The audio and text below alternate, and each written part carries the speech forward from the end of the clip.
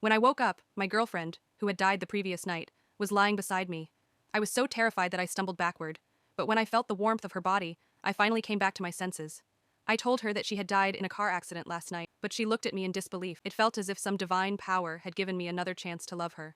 I swore that I would never let that tragedy happen again. However, I suddenly noticed that I was still wearing the same clothes from yesterday. Panic rushed through me, and I quickly changed my clothes. Just then, I heard a noise coming from the kitchen, and I suddenly remembered that yesterday, my girlfriend had burned herself with the kettle. I ran to the kitchen to warn her, but this time she had wrapped a towel around the kettle. Still, not long after, she accidentally burned herself with a curling iron. Exactly at the same. That's when I realized everything. Just like yesterday, I took her through a different street to prevent someone from spilling a drink on her. But somehow, the same person appeared again.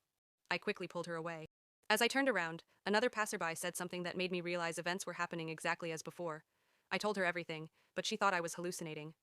I said my watch would break on the way to the office, yet when we reached the office building, the watch was still perfectly fine. In panic, I stopped a taxi, and the driver turned out to be the same man who had caused my girlfriend's car accident yesterday. He remained silent until I was about to pay the fare. Then he said, "You already paid me yesterday. Hurry up, you don't have much time left." Hearing this, I almost lost my mind. I desperately began searching for my girlfriend. Her phone wasn't connecting, but eventually I found her at a friend's shop. I told her we needed to leave the city immediately to avoid the car accident. She was happy because I rarely spent so much time with her.